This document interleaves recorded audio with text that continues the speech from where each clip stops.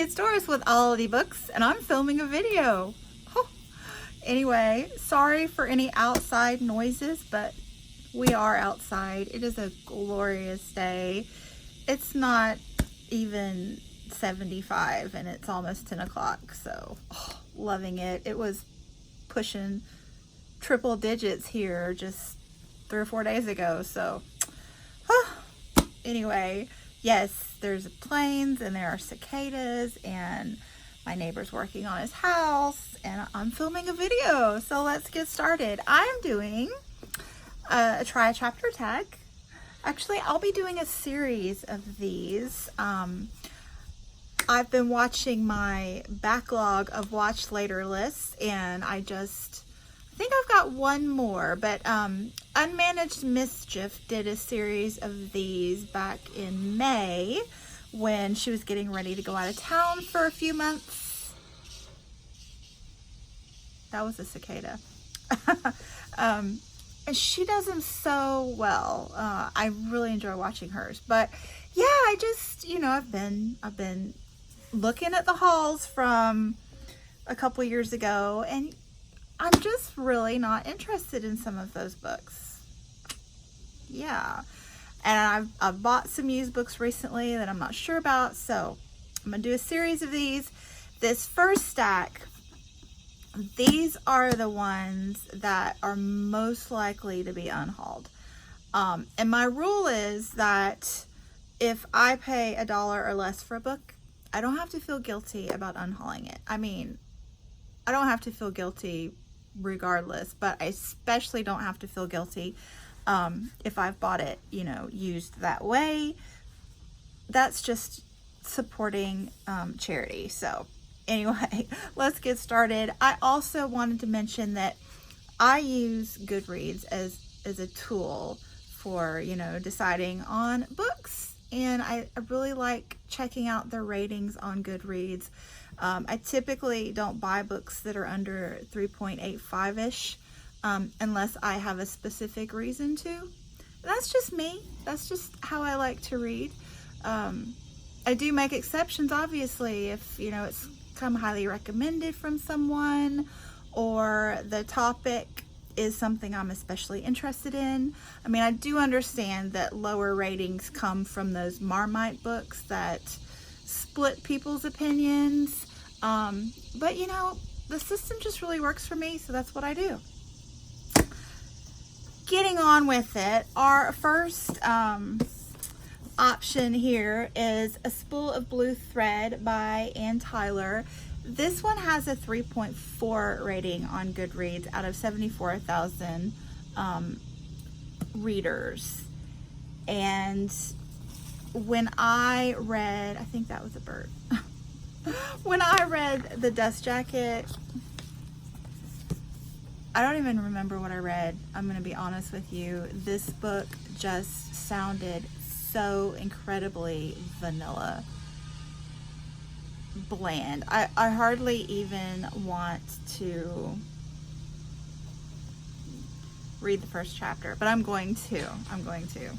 So there's that one. I guess it's some kind of family saga, 1959. I'll get back to you. The next one is one that I really was interested in. The Last Witchfinder by James Morrow. This one is set in the 17th century, and it's about, that whole witchy angst thing back then when women were, it's not funny, women were killed, accused of being witches. But I'm giggling because I think I bought this based on the cover and the topic. That's a bird. And I don't think I ever read the blurb on the back of the book. And this is the only one I'm going to do this for, but you'll see why I'm giggling. And let me preface this by saying that this has a 3.5 on Goodreads out of only 1,400 readers, which is a low level. But yeah. And the other thing I read on Goodreads, I read reviews there a little bit as well, and one of the reviews said that it was very stilted, and it read like someone had just read a volume on 17th century speech patterns and, wrote their book based on that. So that was a car. It's cracking me up, can you tell? Anyway, let me read this blurb for you and see if it gives you a giggle. Jeanette Stern's father hangs witches for a living in Restoration England. Okay, that's not funny. But when she witnesses the unjust and horrifying execution of her beloved Aunt Isabel, that's not funny either. The precocious child, you see the problem already? The precocious child decides to make it her life's mission to bring down the Parliamentary Witchcraft Act. Armed with little save the power of reason and determined to see justice prevail, Jeanette hurls herself into a series of picaresque adventures. It's not picturesque, it's picaresque. Okay. Traveling from King William's Britain to the fledgling American colonies to an uncharted island in the Caribbean, braving West Indian pirates, Algonquin Indian captors, the machinations of the Salem witch court, and the sensuous love of a young Ben Franklin. I'm sorry, I can't even. For Jeanette cannot and must not rest until she has put the last witchfinder out of business.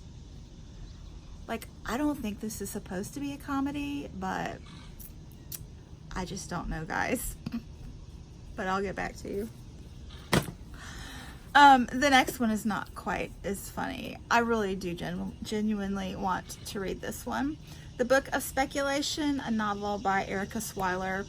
This one has a 3.6 on Goodreads with 27,000 readers. And I actually distinctly recall buying this one. Now, this one I did buy full price-ish at Target. I went there looking for a specific book. I remember this. Books A Million didn't have it, so I went to Target in a last-ditch effort, and they didn't have it either. So, this was a consolation prize. And it does seem really interesting. It's magical realism. Not modern, but not excessively old. Probably like 1800s or something. I don't know. But it's a librarian who's been given this antiquated book dealing with his family's history in some way, and mystery ensues, and he has to solve it before, bad things happen to someone in his family, I guess. Anyway, it does seem interesting. I am interested. The reviews are just, it's a solid 3-star kind of book. So we'll see. I also forgot, I wanted to show you the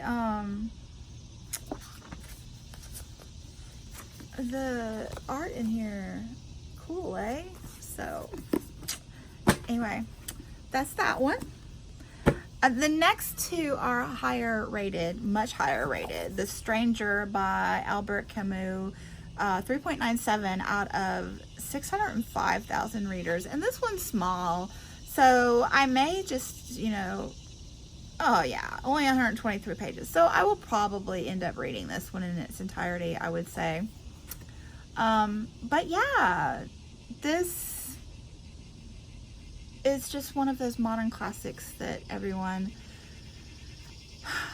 feels they should read someday. And this I actually got for free at one of my high schools that I was teaching at the time. They were unhauling their book room, and I picked this one up. So it says, like, the quote about it that's on every edition, I think, is the nakedness of man faced with the absurd. So there's that one.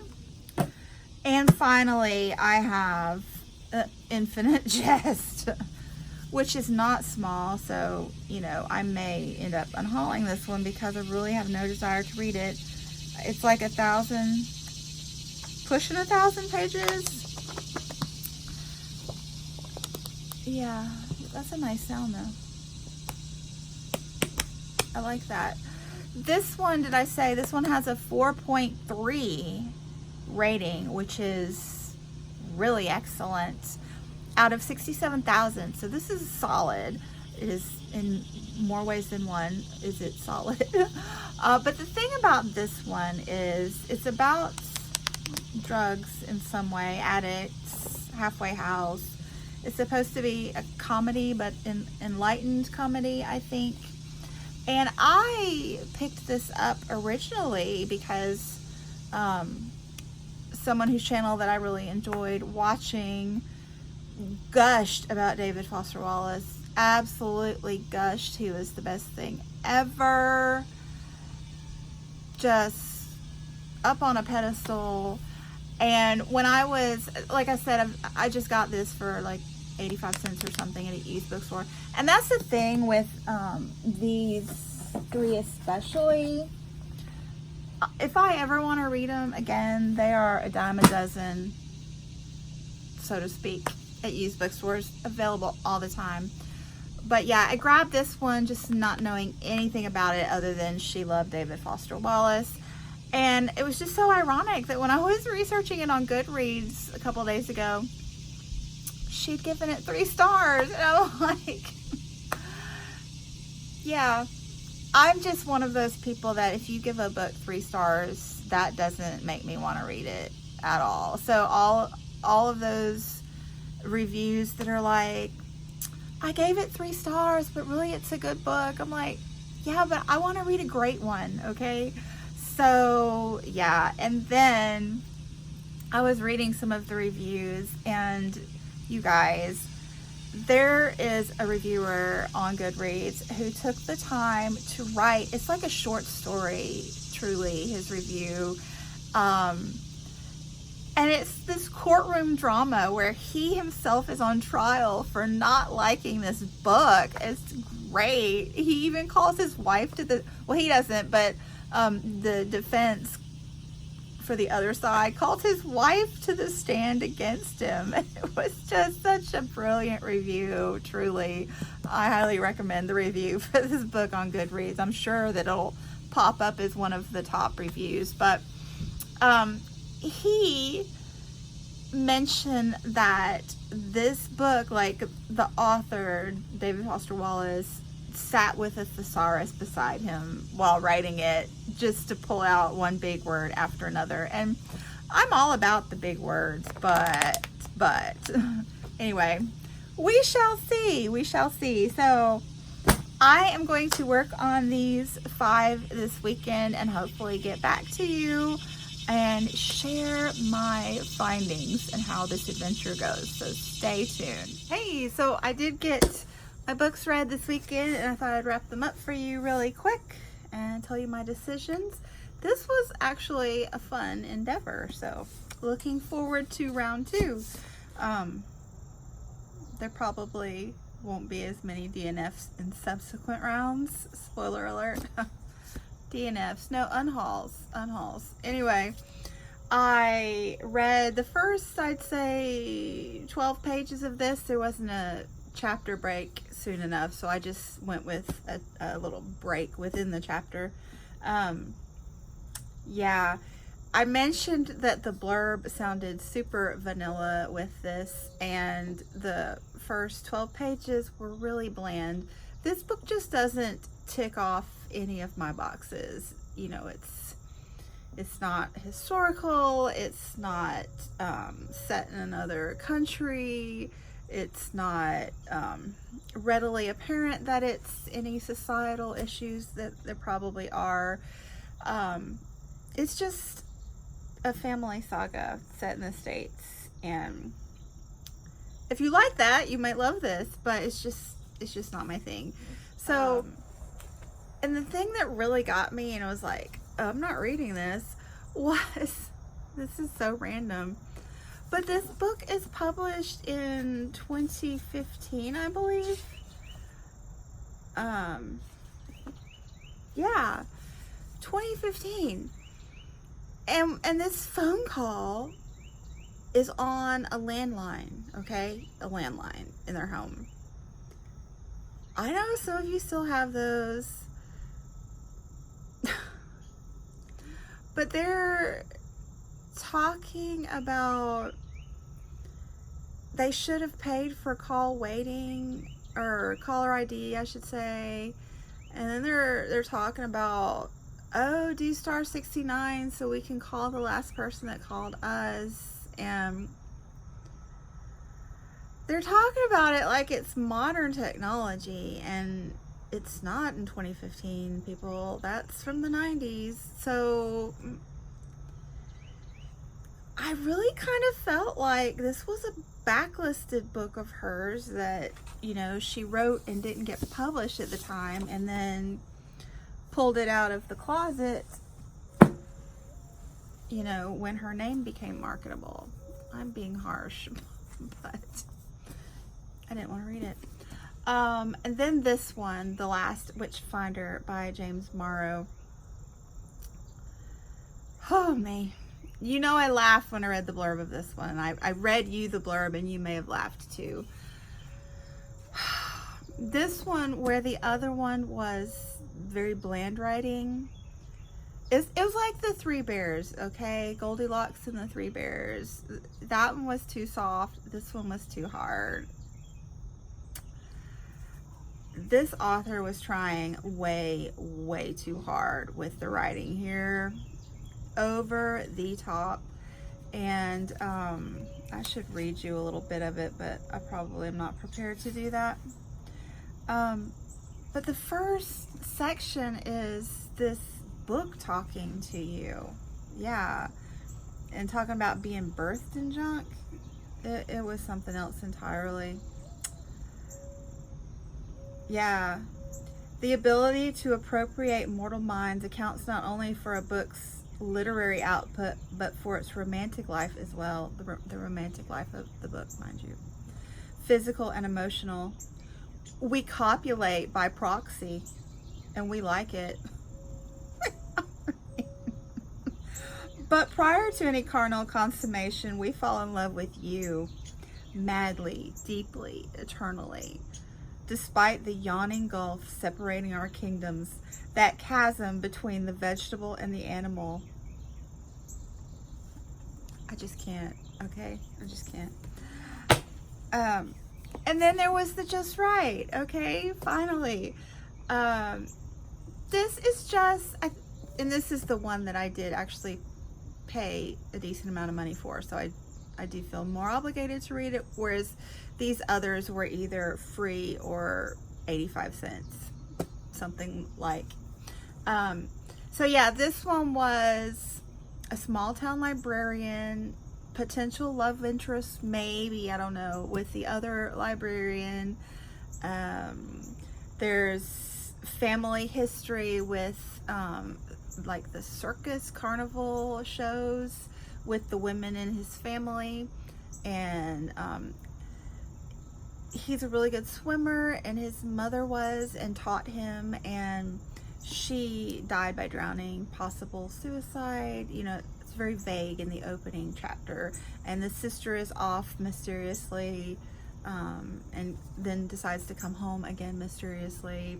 And there's this book delivered mysteriously that kind of is going to shed some light on the family history. So I was, you know, interested. I think it's going to be, you know, not brain surgery, but I think an entertaining read. And yeah, I'm kind of looking forward to it. I'm going to plan on reading this in October. I think it's a good October book. And if I don't read it in October, I'm going to unhaul it by the end of the year. So that's my goal for that one. So those were the, I read these, I read the first chapter bit in order of Goodreads. So the Ann Tyler was a 3.4, that witchy book was a 3.5, and the Book of Speculation was a 3.6. And then we had the 3.97, The Stranger by Albert Camus. This one I read the first chapter, and the writing was really good. it's very crisp and minimalist, but very descriptive. He paints the scene really well. Kind of a slice of life in a panoramic way. I just loved the way he did that. So I decided to go ahead and keep this one. It's a modern classic, so that's another check for me. I wish I'd unhauled it. Since I read the first, 18 pages for the try chapter tag, and it was only like 123 pages, I think. I was like, let me just go ahead and read this today. Spoiler alert, I should have taken Heidi's advice and just not bothered. But I'll save my rant for my wrap up. I don't have time now. Coming soon to a video near you. And then finally we had Infinite Jest by David Foster Wallace, that I have already mentioned quite a bit about my diving into Goodreads to try to decide whether this was the book for me, reviews and ratings and whatnot. And this one had the 4.3, okay? And I have theories about that now. I think that being this is almost a 1,200 page book, the people that would rate it poorly just don't try or finish. You know what I'm saying? So they don't feel like they can rate it. So I think the 4.3 rating is probably a bit skewed, not excessively, but a bit skewed. And I think I already mentioned that the person who got me intrigued by this book gave it a 3-star. So that's another, whammy against it. I did read the first 12 pages, and the writing is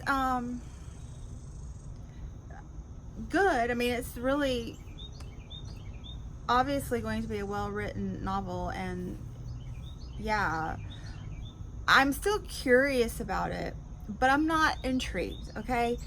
And there's the difference. I'm curious, but curious in a way where somebody could read this for me and tell me about it. I'll be like, oh yeah, cool, I'd enjoy chatting, but I'm not intrigued enough to invest myself in it, is what I'm saying.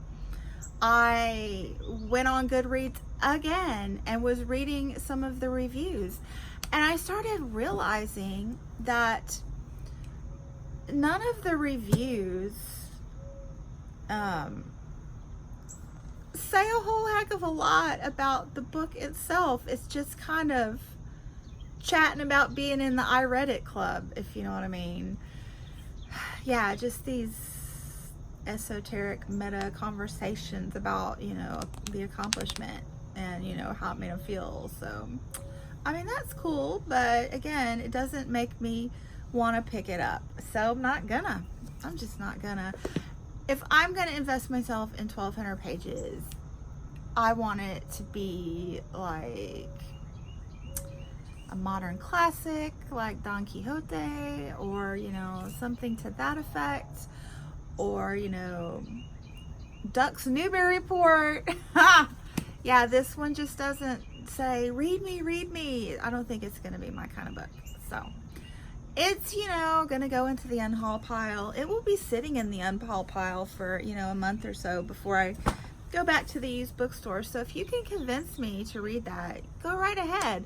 Or if you just want to assuage my curiosity by telling me about it, that would be even better. So yeah, that was very fun. And I probably should finish getting ready for work. So I will chat with you soon. Thanks so much for watching. Bye.